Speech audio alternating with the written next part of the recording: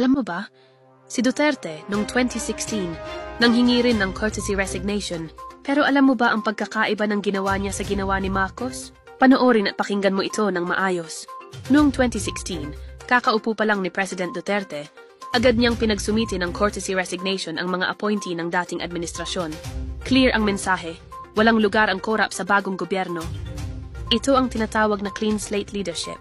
Proactive, decisive at may direksyon mula sa simula pa lang. Pero ngayon, 2025, pagkatapos ng bagsak na performance sa midterm elections, bigla ring nanghingi si President Marcos ng courtesy resignation mula sa mga high-ranking officials, lalo na sa intelligence sector. Kaya ang tanong ng bayan, damage control ba ito, panakip butas, o tunay na reforma?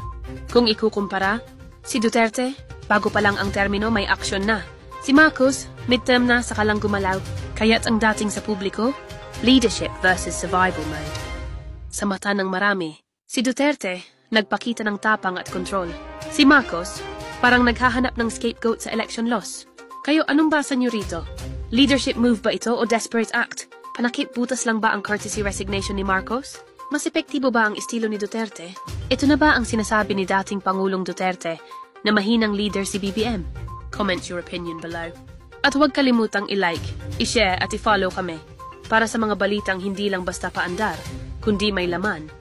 This is another statement saying that the K-12 failed to make all its students college ready. Kasi nagka-bridging pa eh. It appears, Mr. Chair, yes. Ayan na, Ched na nagsabi sa inyo, sarili niyong kausap ang sinasabi na hindi talaga naging college ready. We should have been fair to our students.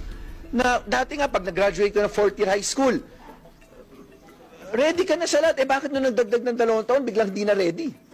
Ito kasi yung problema eh. Sa mga mayayaman na pamilya, walang problema kahit habang buhay mag-aral eh. Pero isipin naman po ninyo yung pangkaraniwang Pilipino na kailangan makapagtrabaho agad ng quality work. Tama na. Masyado yung kinikater na kailangan yung mayayaman eh. Yun, kahit 20 years mag-aral yun, walang problema, may kakainin yun araw-araw. Pero ang karamihan ng pangkaraniwang Pilipino, they need that degree, they need a quality education and quality jobs. Sana yun ang perspective ninyo, hindi yung perspective na pinapahirapan niyo yung students eh.